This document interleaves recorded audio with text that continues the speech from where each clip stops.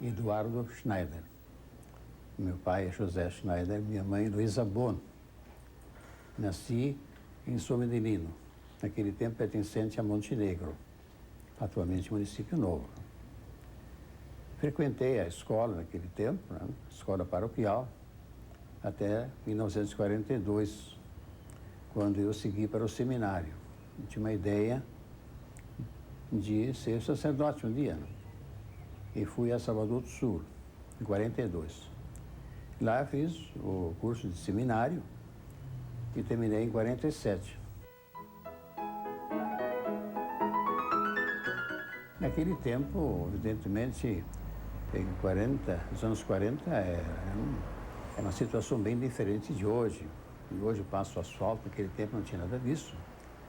Mas a família era organizada, né? Éramos 10 filhos nascidos, né? E um falecido aos 2 anos e meio. Naquele tempo não tinha remédio, essas coisas, né? Meu pai era agricultor, então nós vivíamos praticamente dessa atividade do pai, né? Nossa terra era boa, tinha bastante água, essas coisas, né? E com isso nós pudemos estudar. O pai queria que todos nós conseguíssemos fazer o ginásio naquele tempo. Porque ele dizia, eu não posso deixar fortuna para vocês, mas uma coisa que eu quero é que vocês aprendam a pensar e enfrentar a vida como pessoas, né? Esse era o legado dos nossos pais, né? Que queriam, como era possível naquele tempo, com os meios naquele tempo, oferecer estudo para os filhos, né? E assim nós vivíamos em família, na comunidade, participando dessas coisas todas, né? E nós tínhamos umas brincadeiras aos domingos, principalmente, era carrinho de lomba.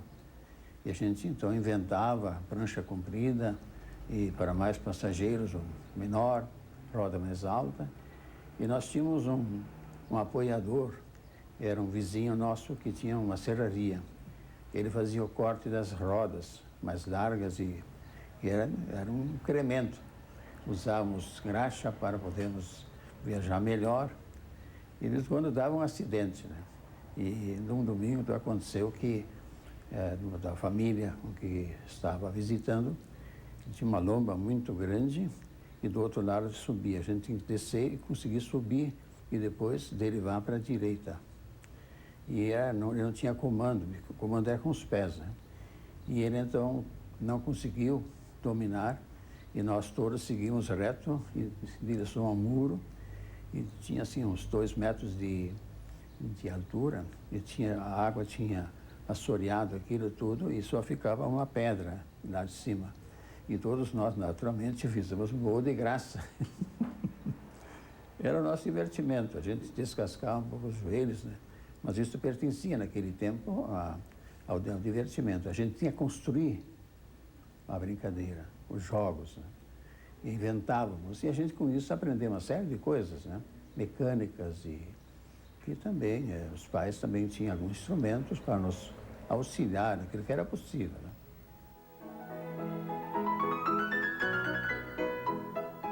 Além da escola paroquial, eu fui lá para o Colégio Salvador do Sul, que era um seminário nosso para os jesuítas, né? E eu tive essa inspiração ao ler um livro que saía em alemão, que falava sobre o seminário e as atividades dos padres jesuítas. Eu conheci alguns e não fui ao Gravataí porque eu queria ser um padre assim de um colégio, uma coisa dessas, né? Não tinha ideia muito clara, né? Mas era um sonho. A gente via, né, que como sacerdote você poderia ajudar as outras pessoas, né? Além de se aperfeiçoar como pessoa, ser alguém na vida e também, então, servir as pessoas, né? E essa ideia foi se concretizando mais e mais até 47.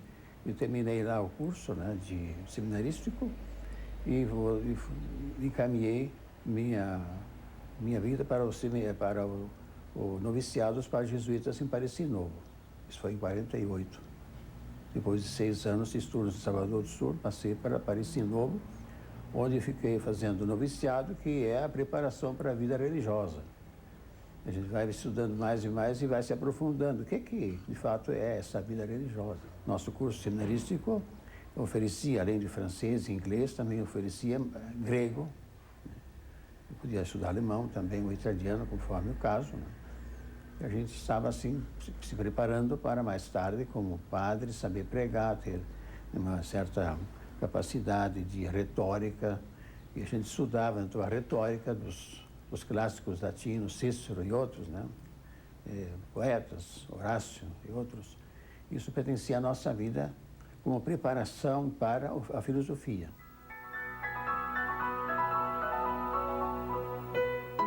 É uma coisa que se vai preparando, né? Dentro do seminário você faz assim, orientação, reflexão sobre isso, sobre valores, né? Evidentemente, sempre dentro da liberdade. A pessoa tem que testar a sua liberdade e a sua coragem, né? Quer dizer, não é um passo bastante complicado, difícil. Mas para isso existia também o noviciado, que serve para a pessoa, de fato, aprofundar e ver se, de fato, é isso que gosta de fazer. Não renuncia por renunciar, mas renuncia por um valor. Era que criança a gente já olhava o que acontecia com outros seminaristas e tudo, e era assim um convite, né? A gente tinha certo receio de entrar nesse caminho porque não sabia bem como mais tarde seria, né? E a gente foi se preparando, vendo, lendo, quer dizer, não era assim uma aventura pura e simples, né? É uma decisão de vida, né? A gente tem que sentir a liberdade e ter essa liberdade. E dentro do noviciado existem momentos em que a pessoa tem que se desarmar de tudo e tem que ficar assim como neutro, para ver, experimentar dentro de si qual é os movimentos internos do espírito que levam a gente para uma decisão dessas, que não é uma brincadeira, é uma coisa séria. Então a gente estudou os clássicos latinos, Cícero e outros autores, gregos, Homero, Odisseia, Ilíada e uma série de outros autores, né? Também se estudava um pouco de francês, porque a gente vinha do nosso curso seminarístico e acentuava naquele tempo muito a língua francesa, porque estava moda, naquele tempo era o francês, que era a língua dos diplomatas, né? Mas nós sabíamos, nós falávamos em latim. Nós estamos preparados que no tempo da filosofia nós falamos latim. A nossa discussão em público era em latim. Latim não de cozinha, né? O latim tem que ser clássico. O que é latim clássico? Esse bem gramatical, correto, né? Latim, Cícero. E muitas vezes quando se estuda, ou tem que interpretar um texto em inglês, ou a gente vê a raiz da palavra, e sem se aprofundar, digamos, no estudo atual da língua do inglês, a gente sabe pela raiz que ficou, porque o legado latino para a língua inglesa é 60%. 60% das raízes do inglês são de língua latina e as outras de outras contribuições.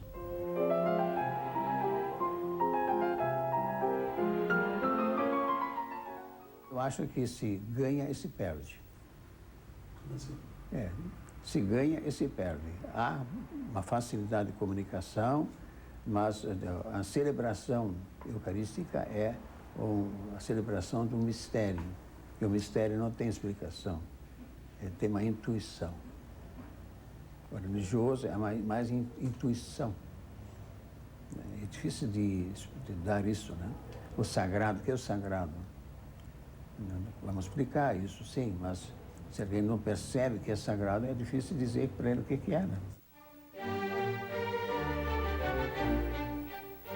Eu acho que tem coisa boa e também diria que também talvez haja exageros. Então acho que ali é bom senso que deve, digamos, orientar a gente nesses casos todos, né? Eu não sou muito, digamos, pelo carismático assim exaltado, pode facilmente talvez passar para um sentimentalismo religioso, que não é bem religião, né?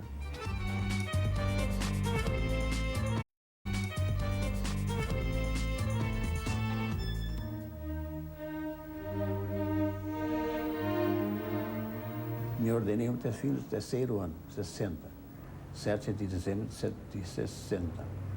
Então eu tenho aqui a recordação Era, Isso aí foi entregue para o senhor? isso aqui, Quando o senhor... isso é a família. A família. É, quem punha na cabeça essa coroazinha era a mãe. É coroa de quem isso aí? Esse é um enfeitezinho, né? Será que no tempo era moda assim, né? No dia da primeira missa solene na terra da gente, era a mãe que colocava, né? Isso era uma coisa simbólica, né? Então, a gente guarda isso porque daqui a 2 anos, então, já são 50 anos, né? Eu retornei a São Leopoldo, continuei lá meus trabalhos, estudos, fiz o 4º ano de teologia ali, completei ali. E nesse período já se realizava a missa fora, auxiliava párocos e pregava, às vezes, e eu ia lá para Moorreuter, naquele tempo, então a população falava alemão, não se pregava em alemão ainda naquele tempo. Parte em português. Pregava em alemão? Claro, pregava em alemão. A gente tinha tanto domínio do alemão que podia pregar em alemão, né?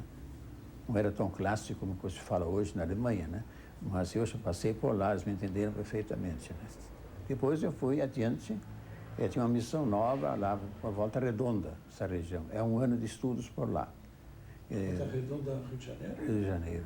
Então passei lá entre Resende e Nova Iguaçu, nessa região. Então, ajudei também em colégios, em paróquias.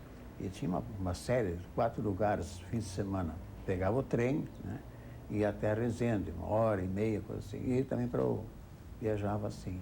Tinha uns colegas que estavam comigo lá estudando, fazendo experiência ali, né?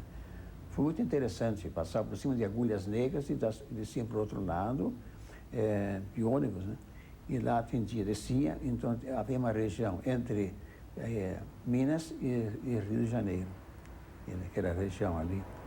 Mauá, Maromba, essas regiões ali, que tinha pouca assistência, mas nós, no sul, nós tínhamos escolhido aquele lugar ali para dar uma ajuda ao povo, né? E se rezava a missa lá, então era meio-dia ou depois, o povo lá não via de manhã a missa, né?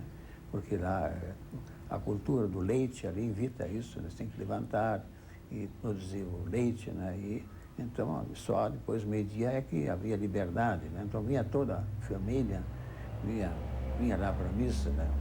E também os cachorros pertenciam à família, né? Então, vinha tudo. E, às vezes, estava um ranço entre os cães. E, até uma vez me estragaram a procissão, né? Porque, enquanto estávamos terminando a procissão, a cachorrada começou, deflagrou e estragou, no final, a nossa procissão, né? Mas tudo bem. Os cantos e a reza, terminou tudo, né? E então, na igreja, né? Isso aonde foi? Isso foi em Campo Alegre. É uma região muito próxima do limite, né? E ali, então, a polícia não podia agir muito. Ali, assim, muito consumo de álcool. E pelas 10 horas o pessoal já tinha tomado uns lisos, né? Então, lá não tem chimarrão, né? Então, lá havia esse problema, né? E tinha que cuidar muito, né, nas festas. E lá até a segurança não ia lá, porque temiam, né?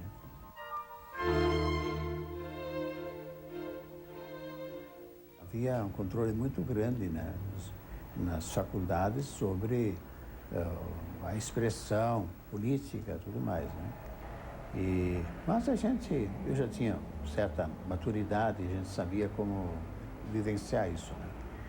E depois foi em naqueles anos 66, 67, haviam alguns problemas maiores ali, que nós tínhamos ali naquela ocasião, na teologia, estava em 67, 68, o Frei Beto, conhecido Frei Beto, né? E ele esteve aqui, mas morava com alguns colegas dele, que eram espanhóis que estudavam conosco lá, tinha uma residência fora. E lá ele se comunicava para São Paulo e outras pessoas, e diziam, eu não tenho provas sobre isso, que ele ajudava o pessoal a sair para o Uruguai, com documentação, sei lá, né? Isso se falava, eu não tenho provado, mas pelo que aconteceu depois, deve haver, alguma coisa deve ter havido, né? E ele depois foi preso também e tal, mas ele criou uma suspeita sobre todo o seminário, né? E ficou marcado anos inteiros, né?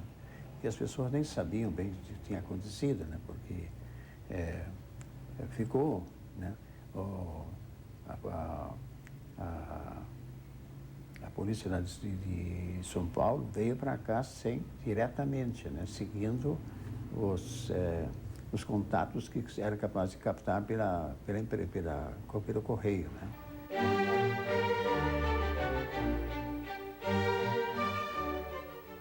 Era um estudante inteligente, veio lá para estudar teologia, mas ele não falou tudo isso para nós, né? Ele estava digamos, metido nisso, né? Era estudante, né? Mas acontece que tinha porque o seminário já estava aberto também para outras instituições, desde que eles fossem capazes de seguir o nosso currículo ali, né? E ele não foi, ele foi recebido e ficava também morando com os espanhóis fora. Não. Até que um dia aqui o negócio esquentou, né? Mas foi mais uma experiência também de amadurecimento das pessoas, né? De a gente ver o que pode acontecer quando se tolhem as liberdades, digamos, de ir e vir,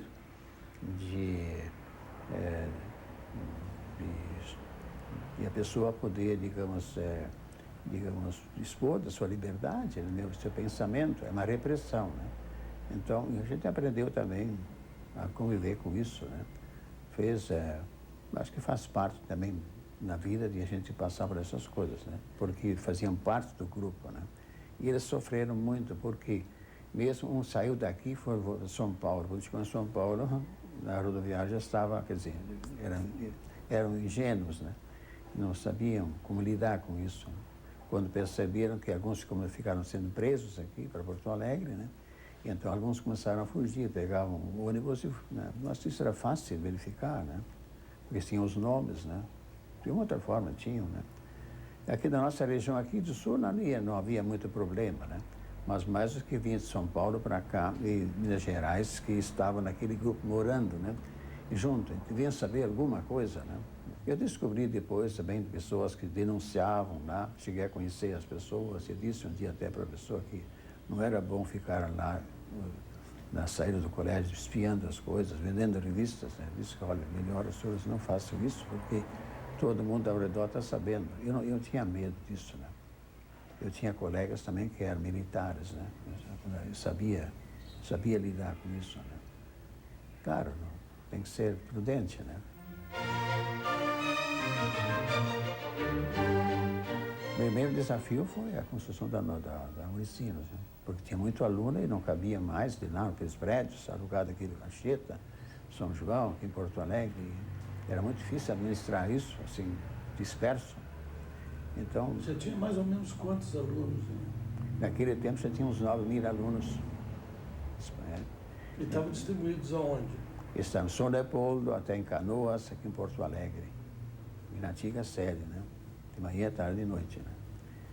E o primeiro desafio agora é achar lugar para isso tudo, né? E móveis, né? Salas, móveis, né? Era um desafio. Tinha que reformar o próprio prédio lá, acomodar, construir rápido. Então, a reitoria, que era o reitor, vice-reitor acadêmico, nos reunimos e até dia 15 de janeiro, depois de 2 semanas, chegamos à conclusão, temos que começar imediatamente a construção do novo campus. E já estava decidido que haveria de fazer um novo campus, São Leopoldo. Mas onde, o que e tal, né? Que ano era isso? 74. Janeiro de 74. Em 15 dias eu consegui pessoas conhecidas pela universidade, o professor Calegari, engenheiro, responsável das obras. Né? Qual o nome dele? Você pode identificar? Dirceu Calegari.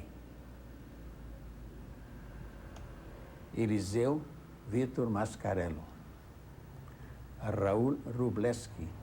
Tudo engenheiro? Engenheiros. Esse aqui era estudante ainda, mas era arquiteto. Esse irmão jesuíta era auxiliar de administração. O padre Luiz Bonan, que agora deixou o reitorado lá, é meu companheiro. É a minha pessoa naquele tempo. Esse era o senhor? É. E essa equipe ficou até o fim. menos faleceu mais cedo, e as duas pessoas morreram antes, né? Até completar os 24 anos. Né?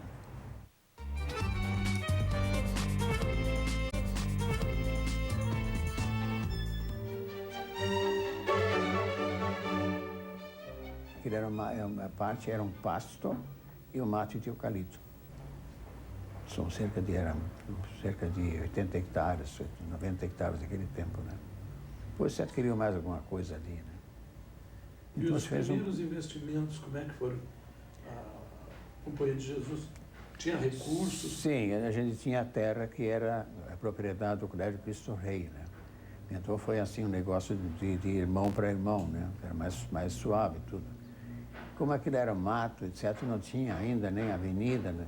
Então o terreno era, evidentemente, de menor valor, né? Mas foi assim, retribuindo ao colégio para a sustentação do colégio também essa parte, né? E fomos fazendo aos poucos, né? O primeiro prédio foi simplesmente um galpão, um escritório de obras, né? Depois em abril, começamos a construir os primeiros prédios.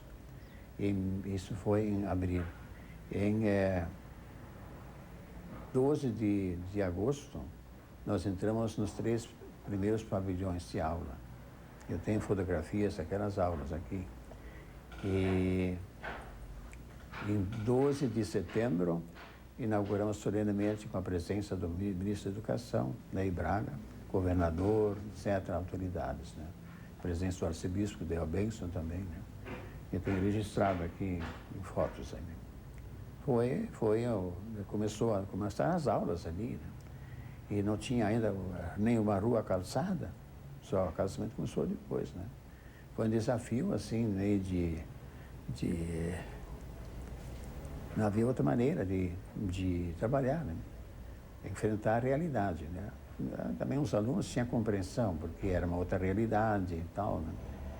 E às vezes acontecia que o ônibus não chegava até lá porque encalhava dia de chuva, né? Mas tinha um trator ali para puxar, né? A gente tinha previsão dessas coisas, mas era tudo simples, né? Não tinha. Começamos lá sem um tijolo, sem copo d'água, nem uma tábua, nada. Começamos do nada ali, né? Também tem um lado positivo, que nada estorva. Você pode fazer um plano. Então, você começou a fazer um plano global, todo, prevendo o futuro, das disciplinas, dos cursos e tal, e começando com a filosofia de se construir um campus que se fosse um ambiente agradável, verde, agradável, com vida. Daí se fez logo no início o projeto para evitar a contaminação da água pluvial com esgoto, tratamento de esgoto, que é um plano global, né? E esse foi, então, executado aos poucos. A própria arborização que existe lá, tudo foi plantado, né? Tem troncos enormes ali dentro que foram plantados. São milhares de árvores que estão lá no campus, né? E assim foi, sucessivamente, sem fazer muitas dívidas, foi fazendo cada ano uma parte, vai indo.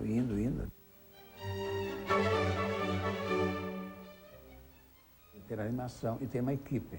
Sem equipe que procura cada dia vencer novamente dentro daquela perspectiva de se construir uma universidade. A gente não estava construindo qualquer coisa. A gente tinha em vista construir uma universidade. Isso se colocava para todas as pessoas, né? Desde o varredor, o plantador de grama, e todo esse pessoal que eram empreiteiras faziam parte da reunião. Cada terça-feira de manhã, então nós tínhamos a reunião às 8 até meio-dia. As empreiteiras, a equipe dos engenheiros, escutava todas as fases de uma construção.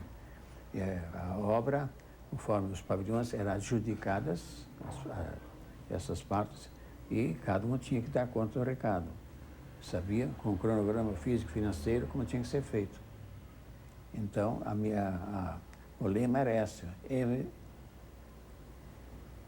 MVB, máximo de viração própria. MVP, máximo de viração própria. Cada um tinha, quer dizer, essa é a linguagem de obra que fosse ser entendida Os trabalhadores, pedreiros, serventes, carpinteiros, eles têm que ter uma linguagem própria. Eu tenho ali uns 25 livros diários de se chovia ou não, o que se fazia, bem guardado, né?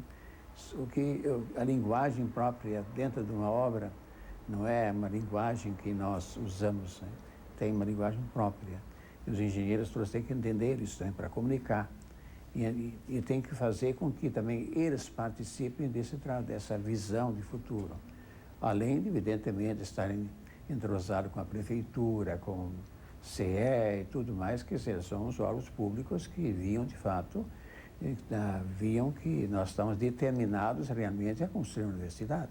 Bem, então essa foi digamos, uma atividade que eu exerci até 97, fim do ano, e em 98 eu aproveitei para um ano sabático. Eu aproveitei para viajar pela Europa, comecei com a exposição de Hannover, depois com 2 arquitetos fiz uma volta na Alemanha, até a Holanda, vendo artes, museus e monumentos. Van Gogh, na Holanda, pintor célebre. De lá, de Paris, fomos de Berlim, passamos para Paris, de Paris voltamos, e tinha passado 15 dias. Os 2 arquitetos voltaram e eu aproveitei então visitar os locais dos meus antepassados, né? Passei lá uns 15 dias. Aí embarquei lá voltei para Frankfurt e lá para Roma. E aproveitei novamente, já tinha estado 2 vezes em Roma, mas umas coisas que não tinha visto ainda, tinha modificado. E aí me preparei como italiano, né, escutando italiano, para poder acompanhar um grupo de italianos que iriam lá para a Terra Santa, para Israel. Então passei lá 8 dias em Israel, ônibus viajando e tal, né? E foi interessante tudo isso, né? Em 98. Aí voltei, depois de 70 e tantos dias, e fiz uma volta ainda na Espanha, aproveitando lá, né, a passagem, né? E com professores que estavam estudando na Espanha, professores tunecinos. Fiz uma volta toda de Bilbao, Loyola, que me interessava, que o nosso fundador é de Loyola, que é da cidade, né, tal. E uma escapada lá para França, né, para Lourdes, Nossa Senhora de Lourdes, voltando, né, para os Pirineus, né.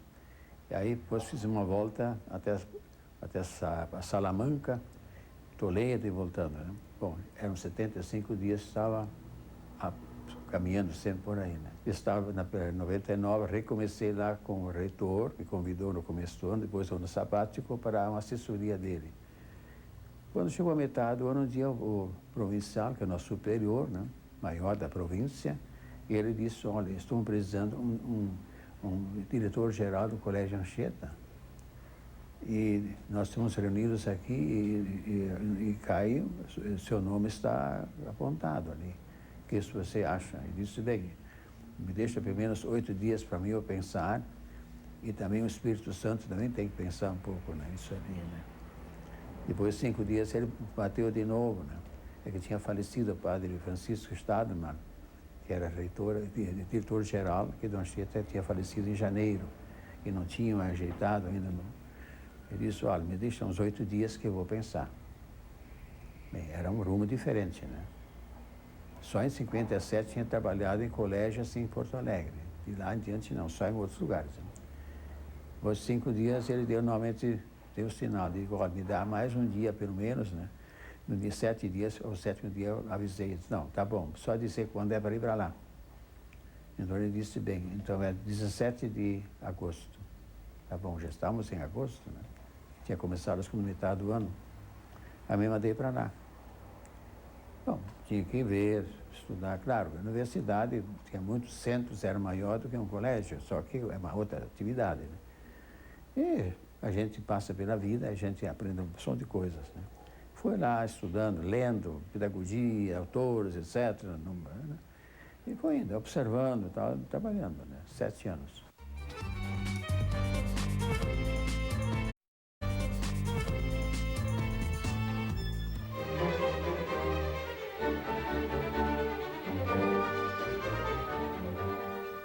Eu acho que eu me empenhei muito